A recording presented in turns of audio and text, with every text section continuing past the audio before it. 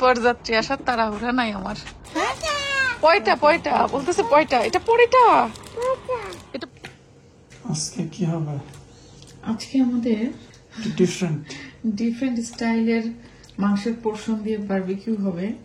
এটা হচ্ছে chicken, but চিকেনটাকে এরকম হাড় ছাড়ানো অবস্থায় কিনে আনা হয়েছে। হ্যাঁ, লেগ সহ, লেগ এবং থাই, মানে চিকেনের রানটাকে এই যে দেখো লেগের সাইড, এটা সো লেগ এবং রানটাকে পুরোটাই যে এরকম হাড়টা ছাড়ায় হ্যাঁ ফ্ল্যাট বানানো। তো বেসিক্যালি এইরকম মাংসের পিস দিয়ে চিকেন চাপ বানানো হয়, ভালো লাগে চিকেন চাপটা। আমরা তো চাপ বানাইছি। হ্যাঁ, আমরা এটা দিয়ে চিকেন চাপ বানাই।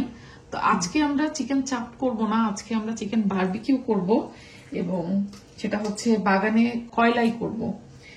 এবং এরপরে টানা বৃষ্টি শুরু হয়ে যাবে, সো একটু ঠান্ডা ঠান্ডা পড়া শুরু হয়ে যাবে। বাগানে আর বারবিকিউ হবে কিনা এবছর ঠিক নাই, আর হইলেও ওয়েদারটা ঠান্ডা থাকবে যেহেতু। সো আজকে একটু গরম পড়ছে অনেকদিন পরে, সূর্যের তাপ একেবারে মাথার উপরে। তো ভাবলাম যে বাগানে তো আসলে ঠান্ডার সময় ঠান্ডা বেশি লাগলে তখন করা যায় না বারবিকিউ। তো আমরা আজকে এরকম এই যে সুন্দর ওয়েদারে, সানি ওয়েদারে বারবিকিউ করব।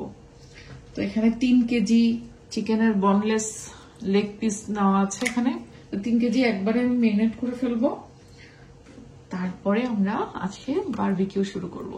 আর মেরিনেশনের জন্য আমি নর্মালি যেভাবে বারবিকিউর জন্য করি সেভাবেই করব। তো চলেন তাহলে আগে এটাকে মশলা দিয়ে মেরিনেট করে ফেলি। আমাদের হাতের সময় অনেক কম, তো আমি প্রথমেই যেটা করব যাতে তাড়াতাড়ি মেরিনেট হয়ে যায়, আমি হালকা কিছুটা হোয়াইট ভিনেগার দিয়ে এটাকে মাখায় রাখবো। মশলাপত্র তারপরে দিব, কারণ ভিনেগার দিয়ে কিছুক্ষণ মাখায় রাখলে এর মধ্যে বেশ খানিকটা পানি বের হবে। তো চিকেনটাকে আর ধুবো না, ওই পানিটা আমি ছেঁকে ফেলে দিব। তোমার চিকেনের যে অনেকে আছে যে চিকেনের যে গন্ধটা, বয়লার চিকেনের, ওইটাও কিন্তু ইয়ে হয়ে যায়। আচ্ছা, আমি না একটা জিনিস বুঝি না, এই যে অনেকে বলে চিকেনের গন্ধ, খাসির মাংসে খাসি গন্ধ। আমার কাছে কিন্তু এটা প্রবলেম নাই। না, আমার কাছে মনে হয় আমি যে জিনিসটা খাবো সেই জিনিসের গন্ধ তো থাকতেই হবে, না হলে আর মজা কি হইলো? চিকেন খাবো, চিকেনের গন্ধ থাকবে না, সেটা কেমন কথা? আমার কাছে একটা প্রবলেম নাই, ভিনেগার দিলে আরো বেশি একটু সফট হবে, এটাই আরো বেনিফিট। হ্যাঁ, তবে ভালোভাবে কুক করতে হবে, এটাই। মানে কুক ঠিক মতো হয়ে গেলে চিকেন গন্ধ থাকা না থাকা এটার কোনো আমি কিছু বুঝি না আসলে। হাঁস গন্ধ করে, খাসিতে খাসি গন্ধ করে। আচ্ছা, যাই হোক, তো এটা আমি এরকম ঘন্টাখানিক রেখে দিয়ে তারপরে পানি যা জমবে সেটা ঝোড়ায় ফেলে মশলাপত্র দিয়ে মেরিনেট করব। 1 ঘন্টার মতো আমি এটাকে করে রাখছিলাম। কি করে বলো? ম্যারিনেশন নাকি ওই ইয়ে দিয়ে? ওই হলো আর কি, মানে আমি আসলে ফাইনাল ম্যারিনেশন হ্যাঁ ভুলে যাই, তো এজন্য সবাই ভুলে যায় কিনা সেটা আমি টেস্ট করলাম। মানে তুমিও ভুলাক্কার কিনা আমার মতো। হ্যাঁ, তো এবার হচ্ছে মশলাপত্র সব দিয়ে দিছি, সাথে হচ্ছে টক দই আর একটু সরিষার তেল দিয়ে। এখানে আমি লবণ একটু কম রাখছি, কারণ আমি হচ্ছে এখানে সয়া সস ব্যবহার করছি। সয়া সসে কিছুটা লবণ থাকে। এটা মেরিনেট হতে বেশি সময় লাগবে না, কারণ ওই বনলেস তো একেবারে সব ফাড়া। আচ্ছা, এর মধ্যে কিন্তু আমি একটুখানি দিছি ওই যে ফুড কালার, অরেঞ্জ কালারের ফুড কালার, যাতে কালারটা সুন্দর গাঢ় আসে। কারণ এই বারবিকিউতে কিন্তু কোনো ধরনের কোনো হলুদের গুঁড়া ব্যবহার করা হয় না। সো কালারটা আসার জন্য রেড ফুড কালার বা অরেঞ্জ ফুড কালার এগুলো ব্যবহার করা যেতে পারে।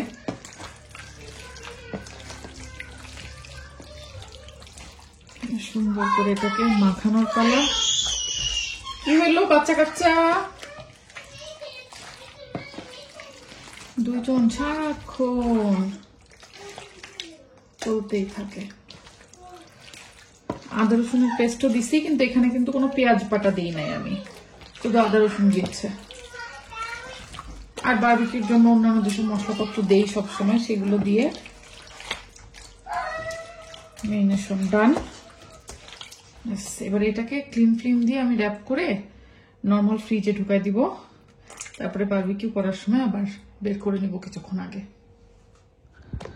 আস্তে নামো বাবা, আস্তে দাও, মাম্মা হাত ধরো, আচ্ছা।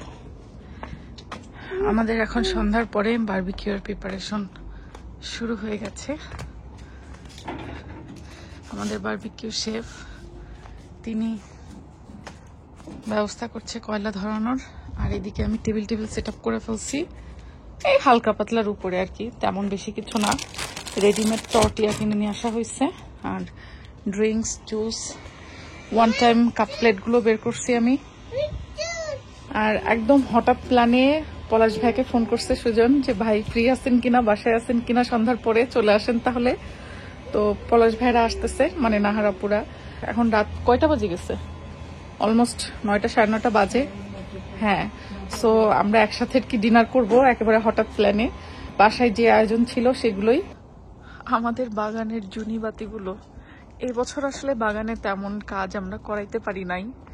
এই যে ছোট ছোট জুনি বাতিগুলো আমার আগের বছরে ছিল, সেইগুলো এই যে টুকটাক এখানে ওখানে লাগানো হয়েছে। মানে এবছর নতুন করে যে কিনে কিছু করব সেটা আসলে করা হয় নাই, কারণ নতুন বাড়ি নেওয়ার পর থেকে আসলে অনেক খরচ, একটার পর একটা চলতেছেই। তো এই জন্য আর কি, ইভেন আপনাদের ভাইয়া হচ্ছে গার্ডেনে যে কিচেনটা বানাইছিল, কিচেনটার দেখেন খালি ছাউনি উঠছে, বাট কিচেনের নিচে এখনো কোনো কাজ হয় নাই, কিচেন কাউন্টার কিছুই বানায়নি। তো এবছর কি পারবা আর এগুলা করতে? দেখা যাক, ট্রাই করবো। উইন্টার তো শুরুই হয়ে যাচ্ছে, আর কয়েকদিনের মধ্যেই তো পুরোপুরি শীতই চলে আসবে প্রায়। ট্রাই করবো যে এই বছরই ডান করতে, যাতে নেক্সট সামারটা ভালো মতোই করা। নাইলে আবার যদি রেখে দেয় যে নেক্সট সামারে এটা ডান করবো, তাহলে নেক্সট সামারের অর্ধেক চলে যাবে এটা ঠিক করতে। আচ্ছা, প্রেশার নেওয়ার দরকার নেই, আস্তে আস্তে করো, সমস্যা নাই। মেয়ে তার বিয়ে দেওয়া লাগছে না এর নিচে, সমস্যা কি? বরযাত্রী আসার তাড়াহুড়া নাই আমার। এই এবার কিন্তু আমরা বাগানে পিটুনিয়া লাগাই নাই, দেখছো? ইনশাল্লাহ আগামী বছর পিটুনিয়ার ওই যে যেই বাস্কেট গুলো, আমরা এবার ওই বাস্কেট গুলো দেখছিলামও, কিন্তু আমাদের গার্ডেনটা এবার আল্লাহর রহমতে অনেক বড়, তো যতগুলো বাস্কেট লাগতো প্রতিটা পিলারে, তো ওই বাস্কেট হ্যাঙ্গিং প্লাস বাস্কেট সবকিছু দিয়ে মোটামুটি প্রায় 600-700 পাউন্ড চলে আসতেছিল, তার বেশি। তো এই জন্য আসলে আমরা মানে ভাবছি যে ঠিক আছে, এই বাজেটটা আর এই বছর খরচ না করি, ইনশাল্লাহ নেক্সট ইয়ার আমরা পিটুনিয়া লাগাবো।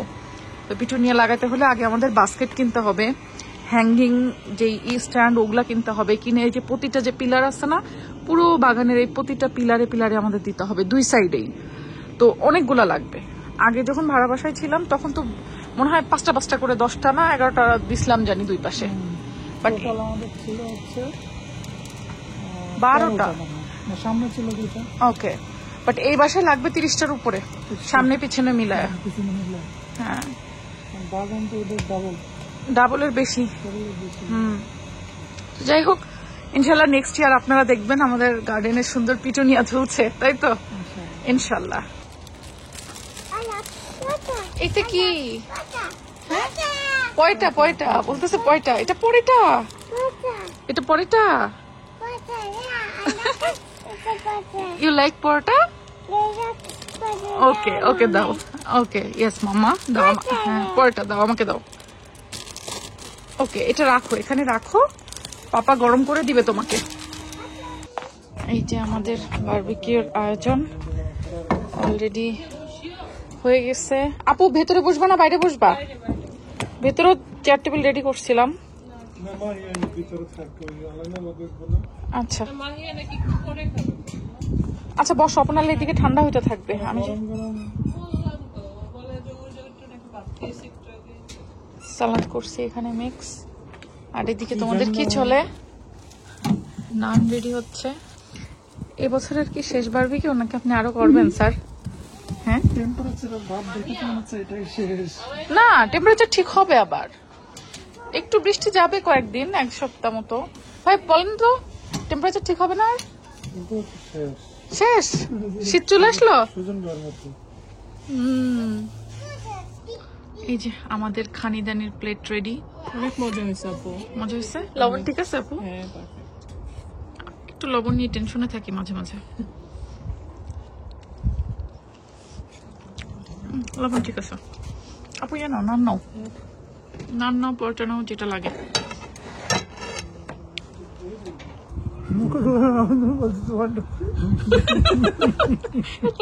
Light camera action.